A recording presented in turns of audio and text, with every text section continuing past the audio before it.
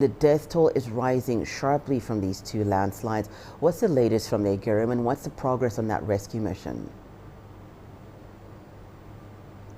So, as you've said, the death toll from the landslide in Ethiopia's southern regions, more particularly in Gofa area, is sharply rising. It's expected, as rescue mission workers have been predicting, because of the severity of the problem. As you've said, there were two incidents. The first one affected two families, and when many people in their hundreds came to rescue these families, the second mudslide happened, and in that police, women, children, elderly were killed. And this was really one of the saddest moments in the country when it comes to natural disasters happening. So at the moment, the search and rescue mission continues.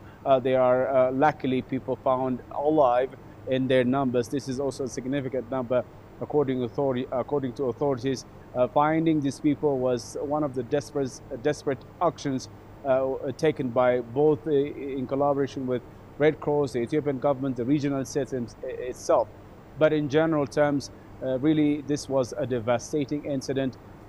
Still, unfortunately, the death toll might be rising because of the accident that took perhaps a lot of lives and could be taking more lives at the moment as the search and rescue mission is continuing.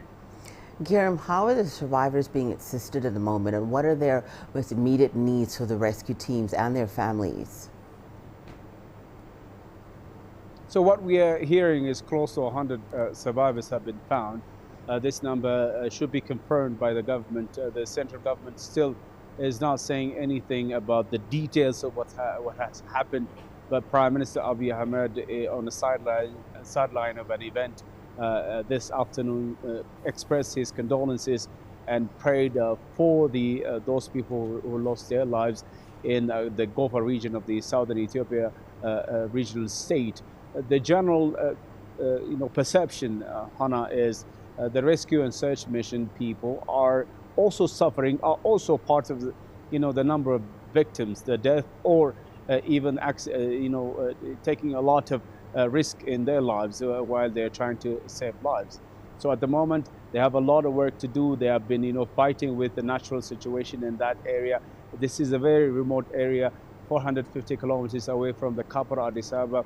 Very little or no infrastructure at the moment. This is like deep in the rural area of Ethiopia. So in general terms, the search and rescue mission people are also themselves struggling. They need support from the federal government. The federal government is promising that it is delivering what is necessary at the moment, but still they are also passing through a lot of difficulties. But every minute or hour passing, I think we believe also have been hearing that they are being addressed at the moment, providing them what is necessary at the moment.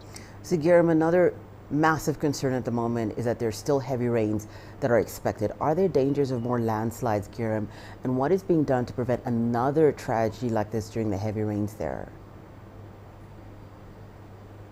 Hannah, from the month of July till the end of September, even through October, this is the heaviest rainy season in Ethiopia, and that part of the country sees a lot of rain at the same time. Many experts tell you, even the regional state people tell you, once in a while we see these kinds of disasters because of the heavy rain, but this one is the hardest, but perhaps never been seen before to cause a lot of death like this one. So many people are fearing that there might be a third or fourth round of such a happening, but even that being the case, they are still trying to do their jobs, taking people away from those areas that they believe such a danger might be taking place. That's why there is now a massive work of relocating people from that locality, providing them makeshift camps, food, shelter, and clothing are also being provided, like I said earlier, in collaboration with the Red Cross organization and the Ethiopian government, of course, being at the